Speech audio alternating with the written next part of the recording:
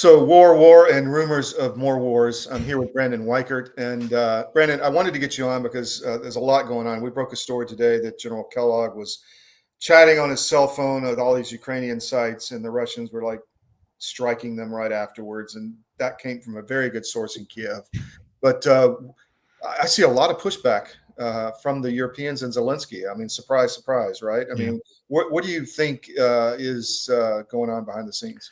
Well, I'm sure the Russians. This is basically a zombie war. The Russians have this thing. They got this thing won. The facts on the ground are not in Ukraine's favor, and no matter what we give Ukraine, we don't have much to give them anymore. But no matter what we give them, it will not turn the tide of this war. The facts on the ground are the facts on the ground. And so this thing with Kellogg, I'm sure they were tracking him because they know he's going to go to a sensitive facility. So they're gonna ping him. And this is war. I mean, what is everybody thinking? Yeah. You know, and it's like there are no, you know, I was talking to a Russian, you know, I still talk to Russians, you know, Sure.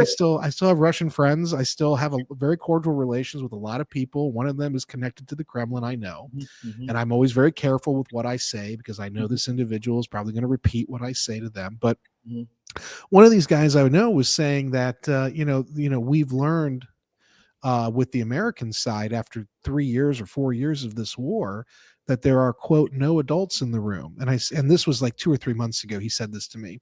And I said, what do you think about Trump? And he said, well, we thought Trump was going to be the adult in the room, but we don't think he is anymore. We don't think Trump's in charge of anything when it comes to Ukraine. And so the conclusion was the Russians are just going to keep doing what they're doing because they're winning. And they know they're winning. And, you know, so this thing with Kellogg, it doesn't surprise me at all. And the Ukrainians are, you know, I saw this video and you have people on the ground, so you could probably confirm this better than Twitter.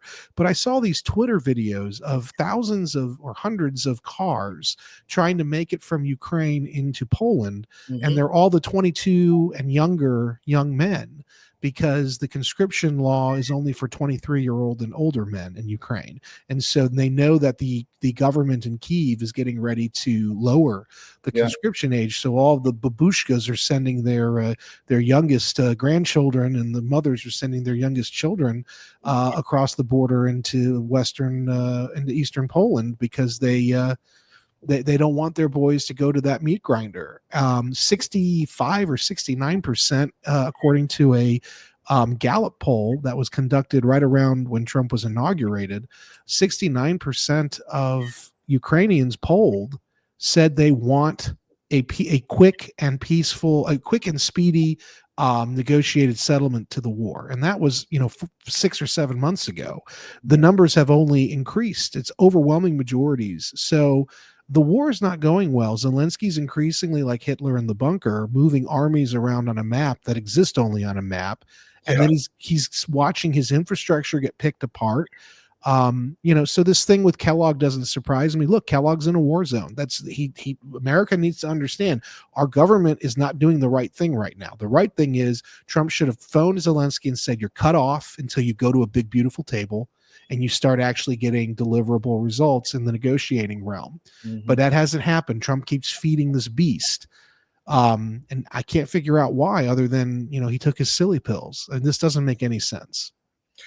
Yeah, it really, Kellogg is just Kellogg's a clown. I mean, first of all, that's the word I was looking for. Yeah. I mean, he is. Nobody takes him seriously though. Yeah. Nobody. Russians obviously don't, but he takes himself seriously. Look, anybody affiliated with Mike Pence should have been purged from the Trump movement immediately. Yeah. Well, you've got Cavoli, you've got all these guys, you know. Yeah, they're all neocon. They're unapologetic neocons, and they, you know, I don't actually believe that Kellogg has any real power in the administration, but the fact of the matter is he's being deployed in these very visible roles, which makes it look like he's speaking for the president, but I actually don't think he is. And he's got the daughter in Ukraine with this Weatherman Foundation or whatever. Yeah, which is obviously another cutout NGO for, you know, who knows, but And it's a grift. I mean, they make money as the war continues. Of course. Well, that's the whole thing is, you know, Victoria Nuland said this before she retired, right? And Victoria Nuland was ranting in the last few weeks of her time as the undersecretary of whatever she was at State Department before she left, she said she was, what the critics of the war in Ukraine don't understand is that 90% of all the money we send over there gets sent back here, doing arms purchases and enhancing our arms industry. Well, in reality, I would say 90% of that money was actually going into the back pockets of defense contractors and their lobbyists. And they're, money into the congressional because our defense industrial base, I have been writing articles about this at the National Interest. Our defense industrial base has not actually gotten better with the more demand put on it. It's actually gotten worse. And so this idea that, well, if we spend more money and we do more deals to build more weapons and whatever and increase demand, that's going to naturally, goose the defense industrial base and wake it up. And it hasn't happened after 4 years of war. It hasn't. In fact, everything's getting worse. And on the other hand, you've got Russia's defense industrial base, which Mark Rutte, the head of NATO, said they're producing every 3 months in Russia what it takes an entire year for the whole NATO defense industrial base to produce. And much cheaper, too. At much cheaper. That's right. The Russians live by a good enough strategy. Their technology doesn't have to be perfect. It just has to be good enough. And it is. That's a really good point. So let's head south down into the Black Sea. I mean, a lot of stuff happening all over the region. You've got these new corridors going across Armenia, and Iran's not happy about that, and China's not happy about that. They're getting pushed out. What do you see happening in Central Asia? Any thoughts on that? Well, I think we're moving ahead with the Zangezur corridor, or however you say it, Zangezur. I don't know how to say it, but we are really trying to flip east-west trade in Eurasia on its head by building this linchpin there, this kind of distribution node, if you will. We're moving ahead with the big, beautiful NATO base in Romania, which is going to be a key. I think it's in Constanta, I think, Romania, which is going to be a big exit point for this proposed trade corridor. It's not just a military base; it's going to be an exit. That whole area is going to be a exit point. And so we're invested in it. And the question is, what are the Russians going to do? I am still of the mind, and I'm hopeful that the Trump administration is serious about cutting deals with Russia to bring them into the corridor, because otherwise the Russians, they're going to start taking action against U.S. aligned forces in the region, because if they're not being read into this deal, they're not going to let it fly. Yeah, it's very interesting that Putin hasn't squawked about this at all. So no, because I think I think there's something going on behind the snes with him and Trump on this. There's a reason 100 businessmen from Russia flew into Alaska with Putin during the Trump-Putin summit in 2 weeks or 3 weeks ago. Don't forget also, though, before we go too far south, there's right now an active, pretty large, it might even be the largest since the Cold War, submarine hunt going on in the waters off of Norway.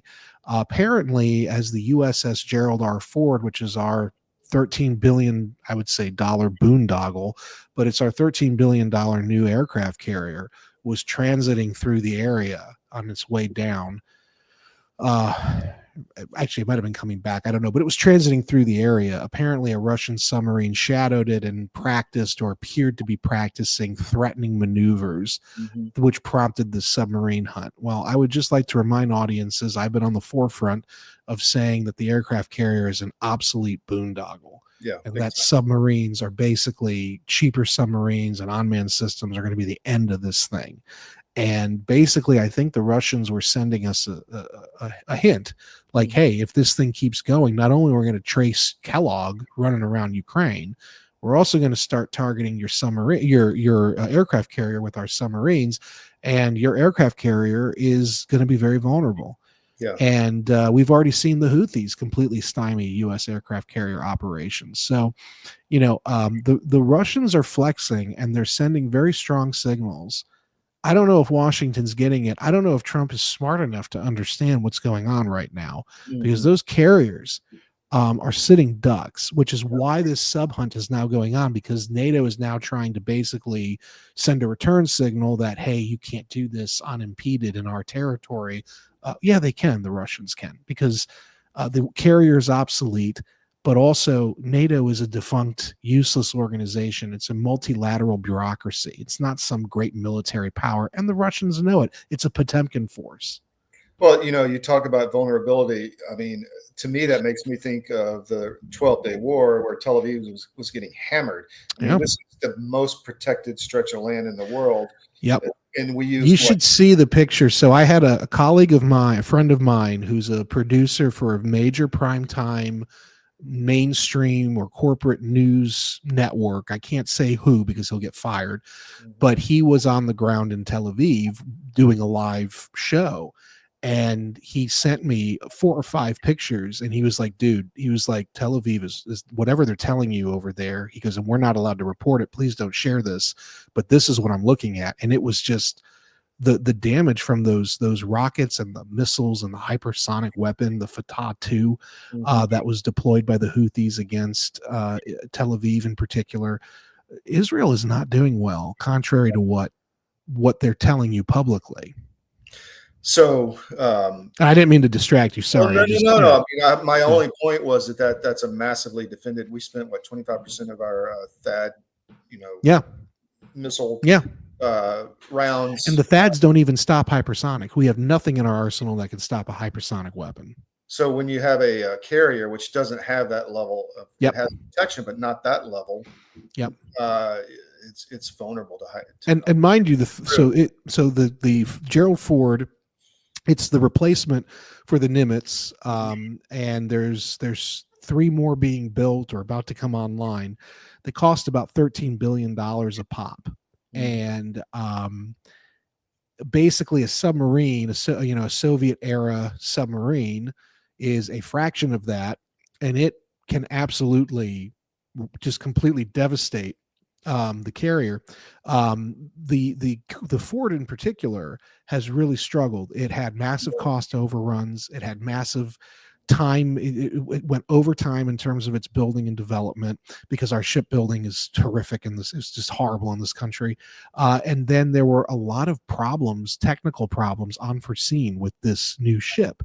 And the Russians are letting us know that for a fraction of the cost, buddy, we can use old technology and obliterate. And that's our primary power projection system is the carrier. I mean, it is. That's just what it is. There's 11 of them in the fleet. And they can't operate anymore. They're a lot like the battleship in World War II. They're sort of useless now. There's, unmanned systems and submersibles are the way forward. We need a new Billy Mitchell to come in and say, look, we do.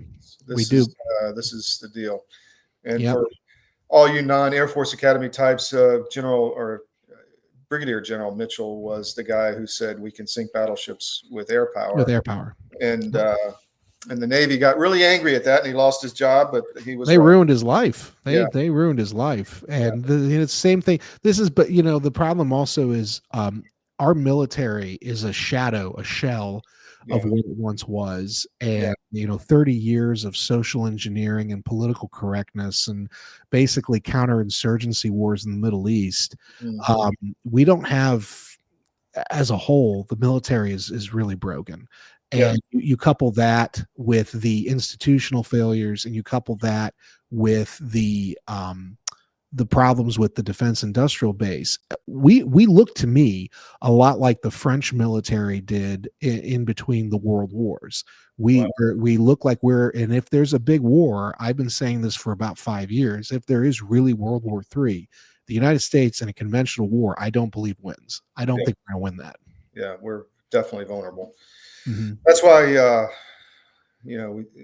I don't know the road to fix it, but it starts with education, I think. And then that's right. Bringing up the right kind of leaders and putting them in, skimming off the top 20% and just bringing up a few. Yeah. Well, look, this is why Trump was so appealing when he was talking about draining the swamp, but he hasn't done it. Yeah. He just hasn't done it. It's not happening, and he's doing it here and there. But, the problem with Trump is, and we're looking at this, I was talking with our friend Emerald Robinson about this morning. We're looking at, what he's doing with RFK Jr., firing all these people at CDC and FDA. They're not replacing those people, though. They're just going to keep it empty, those positions, which is great for the next 3 years. Okay, 36 months. But what happens when the next guy's in power? Yeah. If what happens if it's Gavin Newsom, he's going to plus up that whole. It's not just the CDC and FDA; it's every bureaucracy, the DoD, the deep state, all of it. It's you've got to not only fire people, you have to actually replace them with people who will do your bidding, and Yeah. they will make lasting changes to the bureaucracy thereafter. But Trump's not doing that, and frankly, Congress is purposely Republican-controlled Senate is not confirming 136 Trump political appointees. They're going out of their way to not confirm them, which is hamstringing the Trump administration very significantly. And I've always wondered why he doesn't use the bully pulpit to fix that. Is it Well, because, he won't. He every time he has a chance to really put people like Speaker Johnson or Majority Leader Thune in their place, if he ever does talk about them publicly, he's praising them. I know, yeah. And it's embarrassing because, Yes. and by the way, world leaders are watching that too, and they're taking cues on what Trump does and how Trump reacts when he's been slighted, and so far Trump is taking the slights, and so that also translates to how willing foreign leaders are going to be to work with him or stand up to him. And right now, India, China, everybody's standing up to him right now because they don't fear him the way he thinks they do. Yeah. Well, I'm reading this book, Chaos. I don't know if you've read it, about the Manson murders, and I've not. It's really interesting, but a lot of it is behavioral manipulation. Yes. How to get people to do what you want. And you're right; they're watching, and their scientists are trying to figure out how to manipulate us. But yeah, and look. At the end of the day, I was watching an interview with the Indian ambassador, I think, to Russia, and he was on with the former CNN guy at RT, Sanchez. Mm-hmm. And the Indian ambassador, the Sanchez asked him, he's like, hey, Trump's threatening all these tariffs. And the Indian ambassador said, we don't care. We'll just sell our stuff to someone else. Yeah. Because Trump doesn't understand that, tariffs work on Europe. They work on the poodles in Europe and in Canada. But when you're going up against an economy like India with a population density, or an economy like China with their population density, they're not gonna bow to us. They're not. It's not happening. So the fear factor is gone too from Trump. So you mentioned Venezuela before we got in. Yeah. I used to work in Caracas a lot, and Curacao and that whole region. Mm-hmm. Knew it well. It was beautiful back then. It was starting to go bad. And then there was Chavez, but not starting, but it was bad. But it got a lot worse under Maduro. I think. I mean, all the wealth left it could, and it's a shell of its former self. What is it, PDVSA, that's been completely destroyed by the government, and what's harvested or taken all the wealth for themselves. I'm David Cross, and you may know me from my election integrity work, but I also own U.S. Asset Management, a family-owned and operated investment advisory practice. I'm a certified portfolio manager, and my job is to help you make better decisions with your money. One of the things we try to avoid is investing in companies that push the woke agenda. If you're invested with one of the big firms out there, there's a pretty good chance that you're feeding the beast that hates your values. Our company is 100% conservative, and we'd love to have an opportunity to work with you. Check us out at us-am.com and look for our big, proud American Eagle logo. Your government doesn't care about you. That's why you need a medical emergency kit. It contains life-saving medications like ivermectin, Z-Pak, and antibiotics. Stock them before they block them. What do you see happening in Venezuela?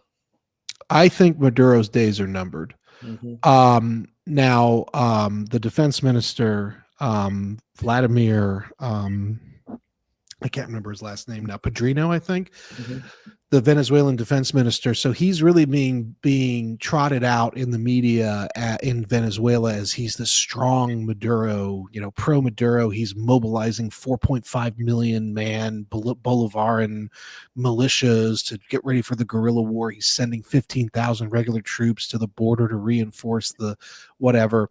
Well, I heard from a contact, and again, this is a single source, unconfirmed, but a contact of mine told me that secretly this defense minister of Venezuela, who Maduro's trusting for everything, actually has been for the last several months having secret contacts with the Trump administration, anticipating this move. And basically the discussion is at the 11th hour, there might be an arrest of Maduro and a peaceful transfer of him from Caracas to this flotilla for him to be tried in a U.S. court. That is the rumor. I don't know if that's true. What it looks like to me, regardless, is that we have arrayed a sizable force for that part of the world. And the 3 Arleigh Burke class destroyers, 96 VLS Tomahawk cruise missile launchers, each on those ships. I broke the story, and I noticed all these OSENT accounts are now this tonight retweeting it. The story, it's my story. We moved a Virginia class a nuclear powered attack submarine off the coast of Venezuela. It was captured about a week ago on camera passing through the Panama Canal.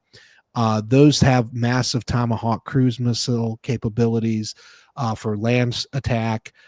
They also probably had a Virginia payload module, which carries special forces units.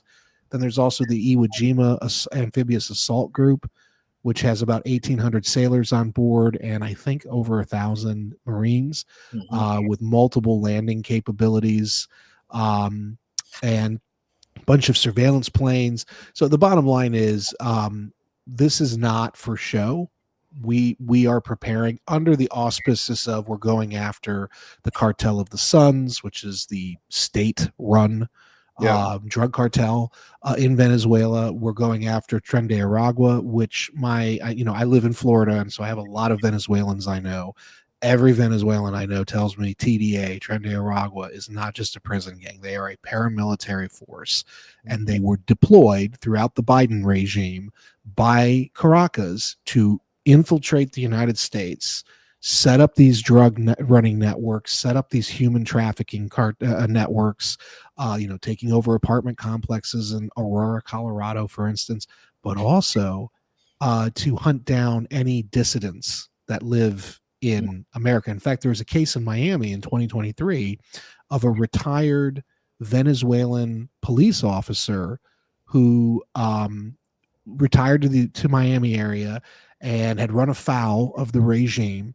And Tren de Aragua was sent, a hitman was sent by Caracas to go to Miami, find this guy, and kill him.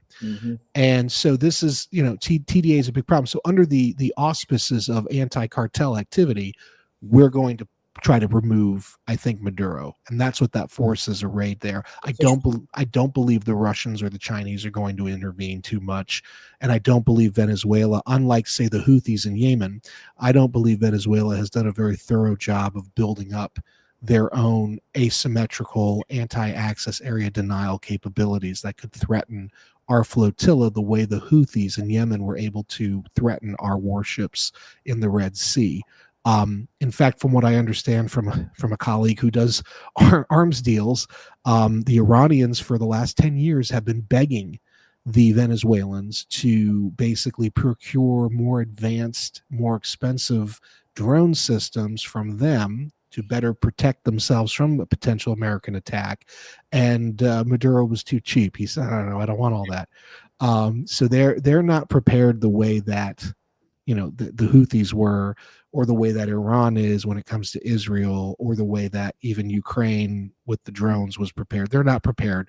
So I do believe if we really decide to pull the trigger, and I think we are, I think we're going to take out Maduro. Maybe not the whole regime. We might have a deal in the works with one of his underlings, but Maduro, I think his days are numbered.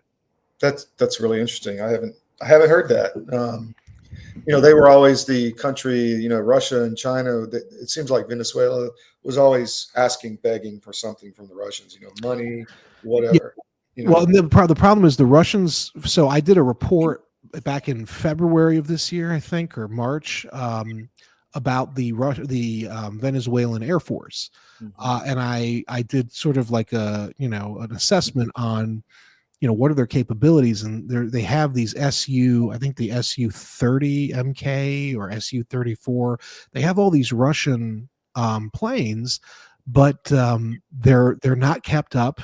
And in fact, the Russians got mad at them in the last few years, because the Russians were telling them, you're not maintaining these planes, and so it's a moot point. Whatever you're trying to do with them, if you don't pay us to maintain them, or if you don't have the capability to maintain them, these things are useless. And that's what's happened, is the Venezuelans have not been able to afford to maintain the Russian planes that they have. So much so, the Russians have been very angry at them, because first of all, the Venezuelans don't pay on time.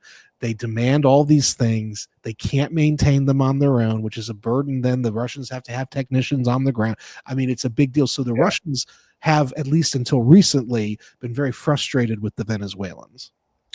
I can see that. And, aircraft on the runway that can't do anything. I mean, it's right. It's think about it. Think about it. You know, the climate, right? I mean, the climate is very hard on technology. And if you're not humidity, salt water, all of that is not good for a plane. And if you're not maintaining that plane, and if you don't have well-trained pilots, which they don't have, you can give a country an F-22, but if they can't maintain the plane, and if they can't get good pilots, it's a moot point. You might as well have biplanes from World War I, right? So they're sitting on vast oil and gas reserves, which they should be very wealthy, but they were until Chavez came along. I mean, that's the whole thing, right? I mean, in the 70s, they were, one of the wealthiest countries in the world because of their oil and natural gas. And then they had an economic downturn, and the socialists took advantage of it politically. And that's what propped up Hugo Chavez, who was the founder of this current regime. But they should be very wealthy. You're right. And I think there's a chance that they could be again if Maduro is gone. And I'm not a fan of regime change, but, Maduro is a problem for us in our own backyard. People don't really think about it this way, but he is a conduit for Chinese, Russian, and Iranian power projection into our hemisphere, a violation of the Monroe Doctrine, which in my opinion is one of our most sacrosanct foreign policy struts, if you will. And also Venezuela with those cartels. I mean, Cartel of the Suns is no joke. It is a state-sponsored cartel.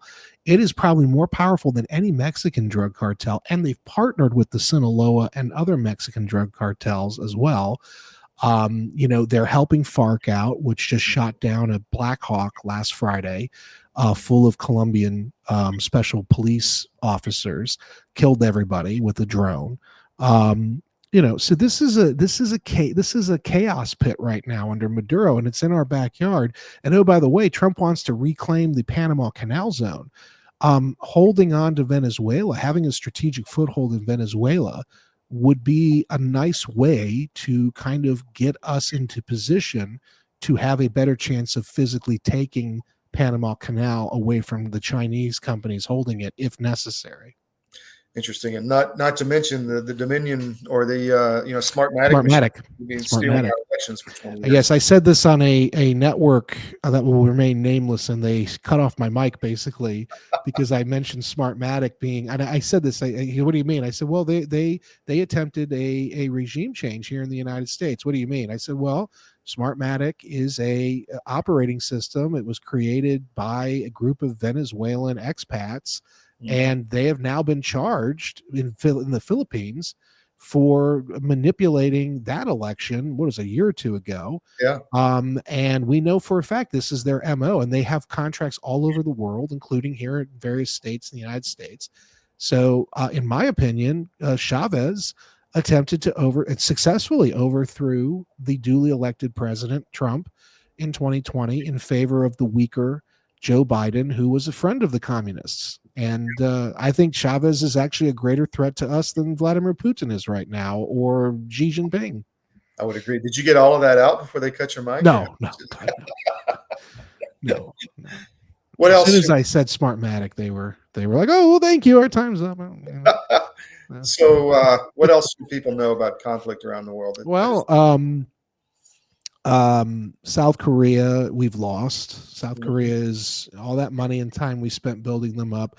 The part that kills me about South Korea is in this recent presidential, I talk about stolen elections. In this recent presidential election in South Korea, we know that the vote was rigged. Yeah. And There's a story out that there was like a military hit on Mhm. on the It was election. rigged. It was rigged by the Chinese intelligence service. They hacked because it went. They did all electronic voting, which is Yeah. just yet another example of Yeah. we should never allow electronic voting to occur. Yeah. The Chinese hacked it and they flipped the votes for this far left president who's now running the show there. And he's immediately begun distancing South Korea from the United States and moving closer to China's orbit. The part that killed me is the Trump administration didn't have a single person from the State Department on the ground. There was absolutely nobody in that entire, what was it, 4 or 5 month long battle. This earlier this year, the Trump administration didn't have a single person, and they knew how important this was. So South Korea, if it hasn't gone to China, it is now a neutral state, and what that means is North Korea is empowered, and I suspect North Korea. There's a lot of talk about Trump meeting with Kim, and he may meet with Kim, but it will go nowhere because right now North Korea is in the best position it's been in probably ever geopolitically. It has a compliant South Korea. It has a weaker South Korea because the South Korean military is weakening under this new regime. It has Russia basically feeding everything in North Korea because North Korea is the main supplier of weapons and men now for the Ukraine war, or one of the main suppliers. And it finally, Kim Jong-un has a good relationship with Beijing, which was not always the case, by the way. In fact, Beijing may have tried to kill Kim Jong-un back in 2017. And elevated Trump. They wanted to elevate his brother, his half brother, who Kim promptly killed at the airport in Thailand. I remember that. Yeah, well, that was all the context there. That's always missing is it was because there was this back and forth between Pyongyang and Beijing, in which Kim Jong-un knew that China was trying to kill him, and put a more pliant pro-Beijing element there. But now Kim Jong-un has all the cards, and Japan and South Korea and American elements in the Indo-Pacific are now under threat. No way Kim Jong-un is going to do a deal with Trump until the Ukraine war is over, and that money train is not going into Pyongyang from Moscow. Very interesting. I wonder, I heard Trump wanted to like take the real estate under Camp Casey or something like that. Yeah. I found that kind of honestly, Trump says a lot of things, and at this point, I'm kind of I mean, I shouldn't say this because it's probably going to make me lose people who follow me. I'm kind of fatigued on Trump. I'm ready for him to roll up his sleeves, end the Ukraine war. Yeah. Figure out the Middle East, and focus on hemispheric defense. Yep. And he's not doing any of that. It's, he's doing the Venezuela thing. Okay. But you can't do that if you've also got this rupture in the Middle East, and then you've got possibly this ongoing war in Ukraine. That's a stupid move. Then if you can end those wars and then focus on Venezuela and then focus on taking the Panama Canal Zone and securing the Arctic, etc., well, then that's strategy at play. But right now, Trump is like a spastic guy. Yeah, we're pretty stretched. We're pretty stretched. Yeah. Brandon, thank you, man. I really thank you, sir. We'll see you down the road. We'll see you later. Yes, sir. Take care. Ciao. Yeah, bye-bye.